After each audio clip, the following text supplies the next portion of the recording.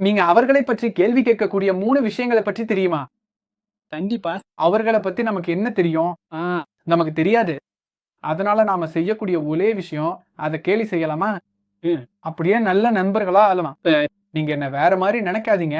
நானும் உங்க மாரியே ஒருத்தன் தான். ம். நாம 2 பேரும் இந்து கலாச்சாரத்த கேலி பண்றோம். ம். அல்லது நான் அவர்களுக்கு பதில் சொல்ல ஏதாவது பதில தேடுவேன். ஏய். அதனால நாம அந்த நிலைக்கு போகணும். இருவரும் சேர்ந்து இந்து கலாச்சாரத்த கேலி செய்யலாம். அது சுலபம். அது ஒரு எளிதான நிலை. பெரும்பாலானவர்கள் அதுல தான் இருக்கிறாங்க. அதனால நாம அவர்கள நிறுத்துறோம். அதற்காக செய்யக்கூடிய மிக சிறந்ததும், எளிதானதும் அவர்களுக்கு அது என்ன என்று சொல்லிக் கொடுப்பது தான். அவர்கள் அது என்னவென்று தெரிந்து கொண்டால், அதை நடைமுறைப்படுத்தி பலவீனமான இந்துவாக இல்லாம, ம். அவர்கள் படிப்பார்கள், தெரிந்து கொள்வார்கள், நடைமுறைப்படுத்துவார்கள். அப்போதுதான் அவர்கள் தயக்கமில்லாமல் இருப்பார்கள். ம். தயக்கம் இல்லாததென்றால், நான் எங்கும் சண்ட போடப் போகிறேன்னு அர்த்தம் இல்ல.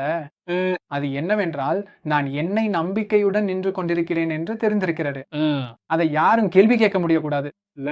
அவர்கள் கேள்வி கேட்கலாம். நான் அவர்களுக்கு பதில் சொல்லுவேன். ஆனா, அது நான் செய்யும் விஷயங்கள செய்யும்போது என்ன நிறுத்தாது. சை.